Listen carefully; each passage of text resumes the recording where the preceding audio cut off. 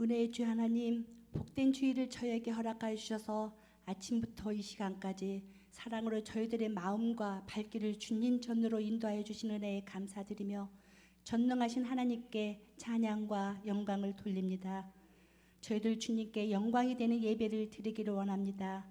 하나님 아버지, 이 시간 이곳에 인재하여 주셔서 저희의 신령과 진정으로 드리는 예배를 기쁘게 받아주시옵소서. 우리의 연약함을 도우시는 성령님, 부족한 저희들 기도드릴 때 하나님의 자녀임을 확신시켜 주셔서 우리의 입술을 통해 아바 아버지라 부르며 하늘의 것을 기도하게 하옵시고 하나님께서 계획하시고 뜻하신 것들을 기도케 하여 주시옵소서. 세상 일에 흔들리고 넘어지는 저희들임에도 불구하고 언제나 포기하지 않으시고 붙드시는 하나님의 은혜가 임하셨기 때문에 저희가 지금 이 자리에 있어 하나님을 만날 수 있다는 것을 알게 하시고 알기를 소망드립니다. 삶 가운데 감당하기 어려운 무거운 고난도 있습니다. 하지만 우리에게 장차 다가올 영광의 소망을 품게 하시고 아브라함의 믿음처럼 하나님이 약속하신 것을 끝까지 신뢰하는 믿음으로 살아가게 우리들의 마음에 성령님이 함께하여 주시옵소서.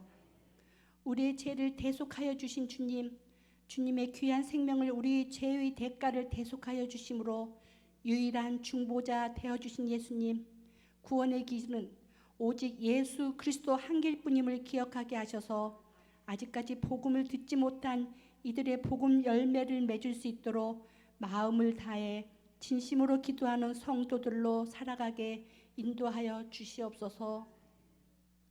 평화와 긍휼의 주님, 이 시간 전쟁으로 고통받는 사람들을 위해 기도드립니다. 수많은 사람들이 잘못된 전쟁으로 목숨을 잃고 있습니다.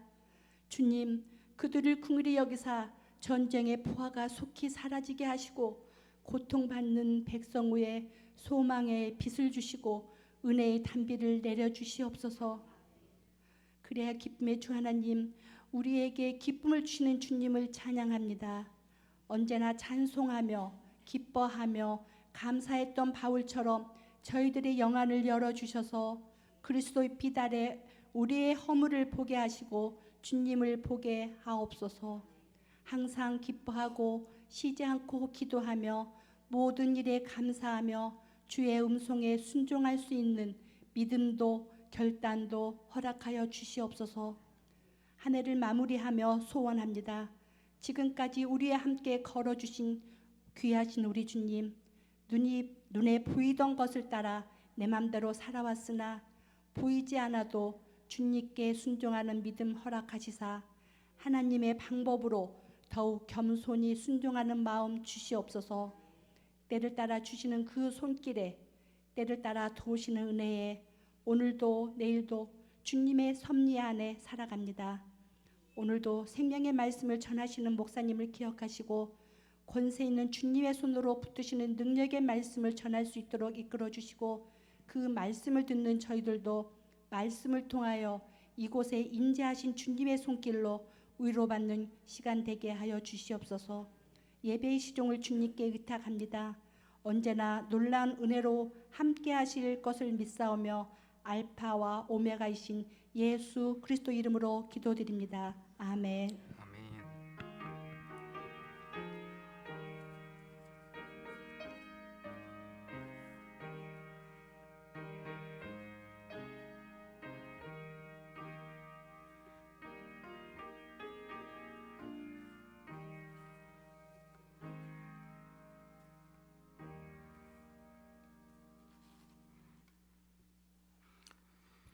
이 시간 하나님께서 주신 말씀은 요한계시록 1장 9절에서 19절까지 말씀입니다.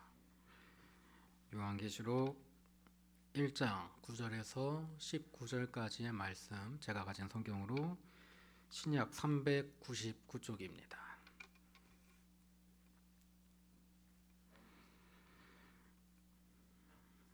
다 찾으신 줄 알고 두 절 한 절씩 교독하겠습니다.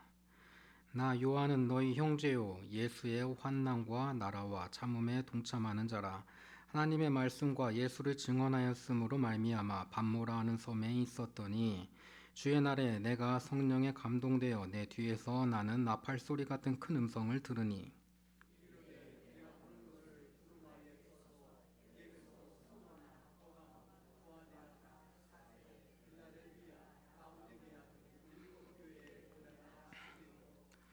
몸을 돌이켜 나에게 말한 음성을 알아보려고 돌이킬 때에 7금 촛대를 보았는데 촛대 사이에 인자 같은 이가 발에 끌리는 옷을 입고 가슴에 금띠를 띠고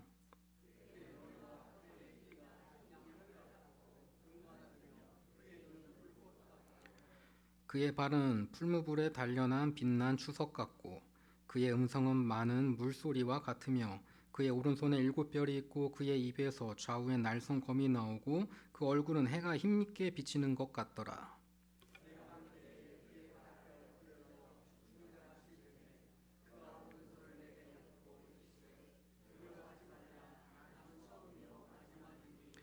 곧 살아있는 자라 내가 전에 죽었노라 볼지어다 이제 세세토록 살아있어 사망과 음부의 열쇠를 가졌노니 함께 읽습니다.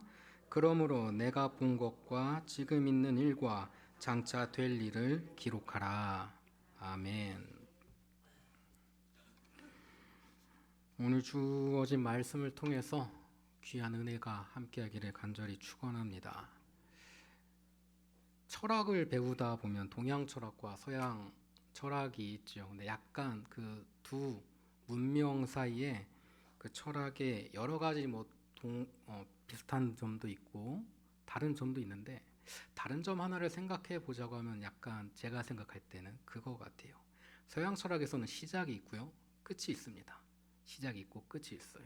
근데 동양 철학에서는 시작과 끝이 있는데 이게 일직선상으로 놓여져서 사유하는 사고 방식이 아니라 시작과 끝이 이어져 있어 원이죠. 그래서 끝은 새로운 시작이고요.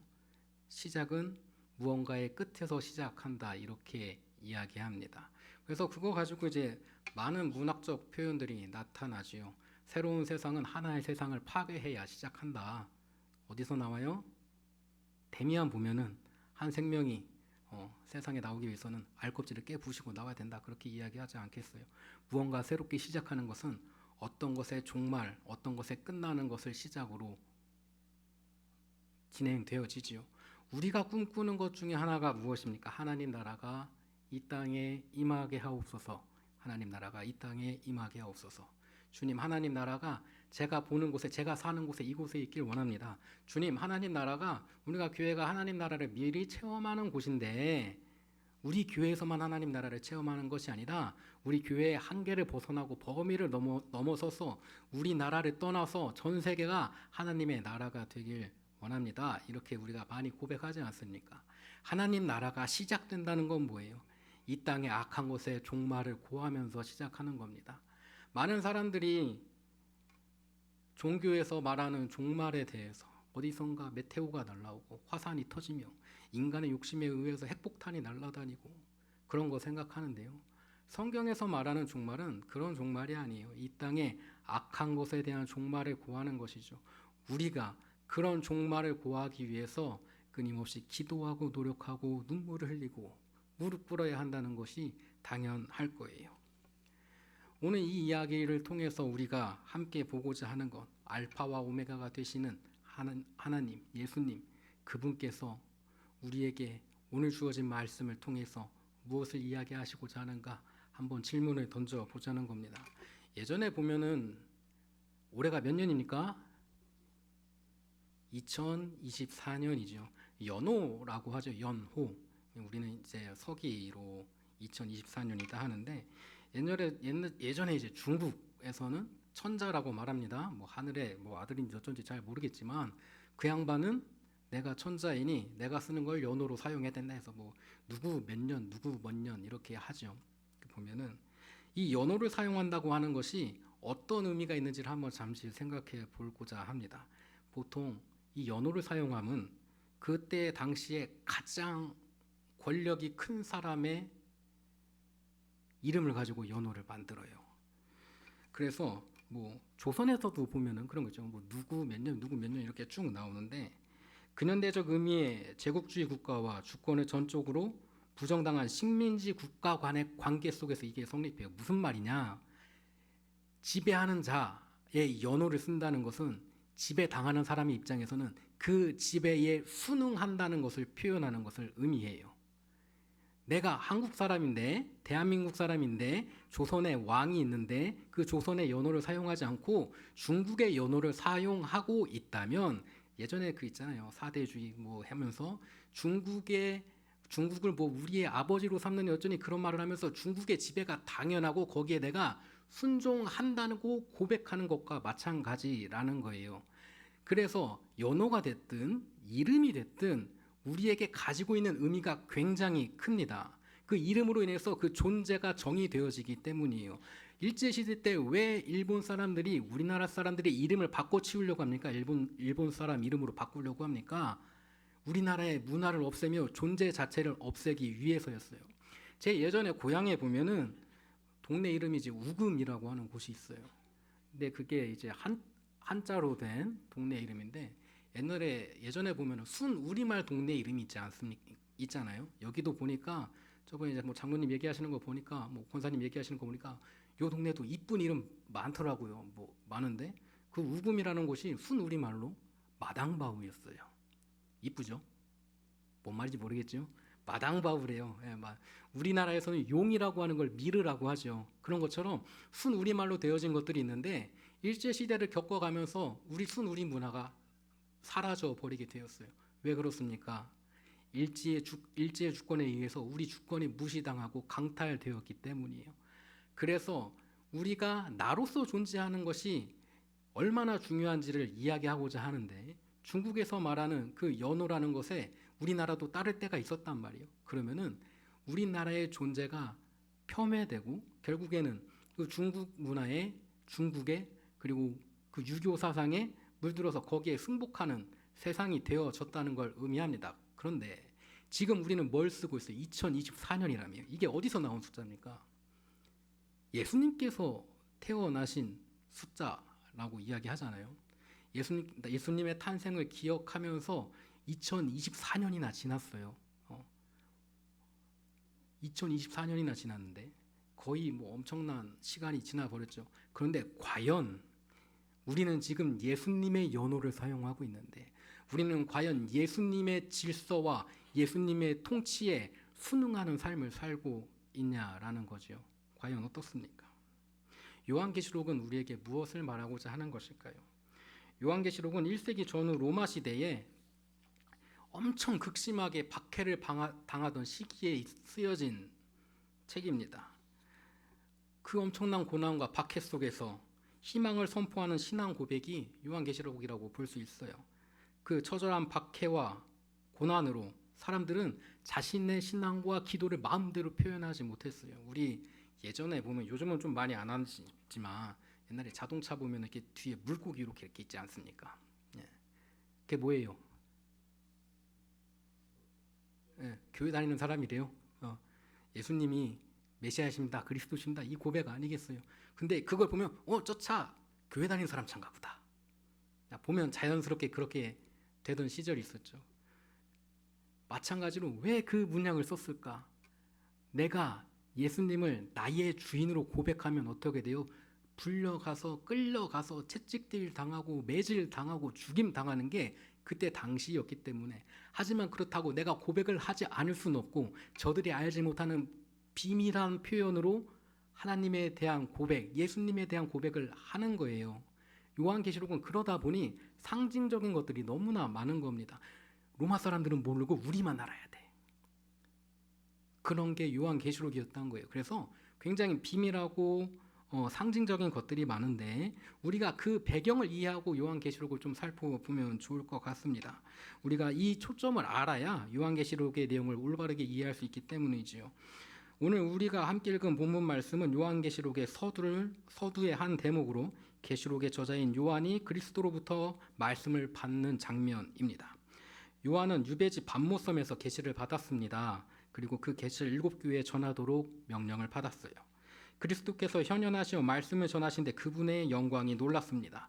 예수님께서 삐까뻔쩍해요. 막 금으로 된 허리띠와 막 후광이 짠짠짠짠 이렇게 나오고, 우리 권사님들, 집사님들 후광이 너무 이쁘게 입는데 그것처럼 예수님도 막 후광이 반짝반짝 이렇게 했다고. 파마를 잘하셨는지도 모르겠어요. 그 예수님의 모습이 삐까뻔쩍하면서 막 여러 가지 표현들이 나오는데 사실 이 표현들이 또 상징하는 것들이 있지만 그거 하나하나 살피면 너무 오래 걸리니까 결국에 하고자 하는 말은 뭐예요? 예수님의 모습은, 주님의 모습은 인간이 상상하는 것보다 그 너머에 있다는 거예요. 예수님을 나의 한계로 생각하고 그 한계를 재단하면 안 된다는 거예요.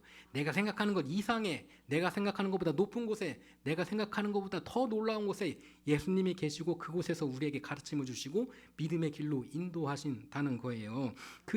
그러다 보니 내가 표현할 수 있는 모든 것, 가장 좋은 거 다 갖다 붙여서 총동원해서 예수님을 표현합니다.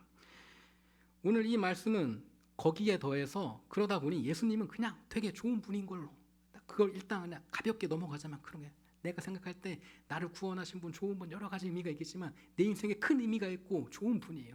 내 생각의 한계를 넘어서신 분이에요. 그런 그분에게 예수님께서 오늘 이야기를 통해서 하시고자 하는 것, 요한이 하나님 앞에 두려워서 엎드려지니까 주님께서 그에게 오셔서 오른손을 그의 머리에 올리시고 하시는 말씀이 무엇입니까? 나는 처음이자 마지막이요 살아있는 자다라고 말해요. 예수님이 어떻게 되셨어요? 예수님께서 나셨다가 죽었다가 부활했다가 올라가셨대요. 예수님은 죽음에 속하지 않았습니다. 어디에 계셔요? 살아서 올라가셨대요. 누군가는 예수님은 죽어버렸다고 말하는데 아니라는 거예요. 처음과 마지막인데, 근데 오늘 말씀 보면 처음과 마지막에 그 뒤에 뭐라고 나와요? 살아있다고 말하고 있어요. 세상 사람들은 죽었다고 하는데 죽은 게 아니라고, 나는 살아있노라 이렇게 말씀하십니다. 이게 얼마나 엄청난 고백인지 알아야 돼요. 이게 무슨 대수로운 의미 없는 거 아닙니까? 라고 생각할지 모르지만 이때 당시에 예수 그리스도를 이렇게 표현하는 것은 말 그대로 끌려가서 창으로 옆구리에 찔리고 죽는 거예요.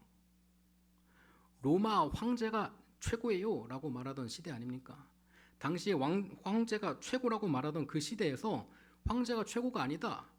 예전에 어떤 철학자가 로마 시대 아우구스투스 황제를 표현하기를 그냥 그는 국가와 같다라고 말합니다. 황제가 죽으면 로마 제국이 무너진다라고까지 표현을 해요. 그에게 있어서 그 황제가 길이고 진리였어요. 로마에 가면 로마의 법을 따라라. 태양이 지지 않는 나라 로마. 이렇게 표현하듯이, 근데 그 태양이 지지 않는 그 로마가 이 도시를 상징하는 게 아니라 황제가 로마였다고요. 황제가 죽어버리면 로마가 무너진다라고 생각을 했어요. 그랬던 그들에게 로마의 황제가 참 길이요 참 진리가 아니라 누가 참 길이요 진리라는 거예요? 예수 그리스도가. 인간은 죽어서 땅속에 묻힐 뿐이지만 예수님은 어떻게 부활하셨다. 죽지 않고 삶 가운데서 위로 올라가셨다. 그리고 다시 우리에게 돌아오시기를 그날을 기다리고 계신다. 나 죽기 전에는 예수님 안 오실 것 같아요. 나 죽기 전에는 안 오실 것 같아요. 이미 와 계실 수도 있어요. 여러분 옆에, 여러분의 배우자의, 여러분의 자녀의 모습 속에서 이미 예수님은 재림하셨어요. 여러분의 모습 속에서 이미 예수님은 재림하셨어요. 그런 삶을 살아가고 계시니까 내 삶에서 예수님이 이미 나와 함께 하심으로 이 땅에 예수님께서 재림하신 인생을 살아가고 있느냐, 이 질문과 고민과 기도가 끊임없이 계속되어져야 그게 그리스도인이라는 거죠. 요한계시록은 내 삶에서 가장 중요한 거, 가장 왕되신 거, 가장 가치 있는 거, 가장 보람된 거, 그걸 예수님이라고 표현합니다. 세상 사람들은 로마 황제가 짱짱맨이다 이렇게 말하는데 우리는 예수님이 짱이라고요. 이 고백을 할 수 있어야 돼요. 근데 이 고백이 단순하게 말로 되어지는 고백이 아니라 오늘 말씀에 보면 뭡니까? 죽음을 각오하는 고백이에요. 죽음을 각오하는 고백. 입으로만 하는 고백 누구나 하죠. 그래서 야고보에서 뭐라고 말합니까? 행함이 없는 믿음은 어떤 믿음이에요? 죽은 믿음이래요. 말로만 하는 고백은 누구나 할 수 있습니다. 행함으로 하는 고백, 행함이 함께하는 고백, 그 고백으로 우리 성도님들의 마음이 주님께서 주신 말씀과 은혜로 가득 찰 수 있기를 간절히 축원합니다. 그 날이 되었을 때 주님께서 부어주시는 그 은혜, 그리고 2024년 곧 있으면 2025년 서기를 쓰고 있는, 하지만 하나님의 통치가 제대로 선포되지 않은 것 같은 이 시대에 하나님의 나라를 이루어 나가며 하나님의 시대가 되게 할 수 있어요. 과거에 있었던 일이 아니라 그 과거의 일을 지금 2024년, 2025년으로 끌고 와서 현재 이야기가 되게 할 수 있는 건 우리의 믿음이라는 거예요.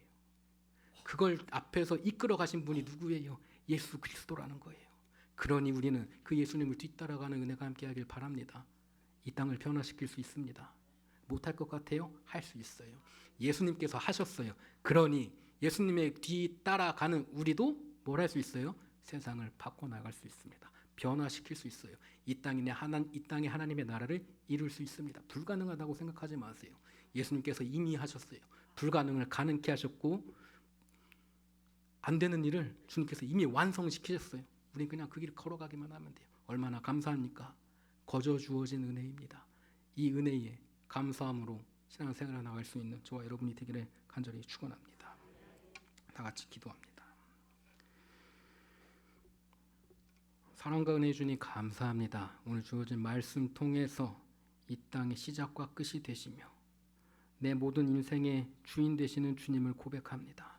주님의 길을 따라갈 때에 끝되는 것이 아니라 새로운 시작에 동참하며 하나님의 나라를 함께 들어가 기쁨으로 찬양하며 기도할 수 있는 우리 대천 장로교회 공동체가 되게 하셔서 이 땅에 주님께서 부어주시는 은혜가 나에게도 부어지는 은혜, 나에게도 부어지는 사랑, 나와 함께 하시는 주님의 놀라운 은총을 체험하는 우리 귀한 공동체가 될 수 있도록 인도하시고 역사하여 주옵소서. 받는 것에만 만족하는 것이 아니라 이 땅에 주님의 사랑을 선포하며 베풀며 나누는 귀한 사명에 동참할 수 있도록 인도하셔서 세상을 바꿔나가는 공동체, 세상을 변화시키는 공동체, 주님 나라를 이뤄나가는 공동체가 되도록 함께하시고 역사하여 주옵소서. 사랑이 많으신 예수 그리스도 이름으로 기도드렸습니다. 아멘.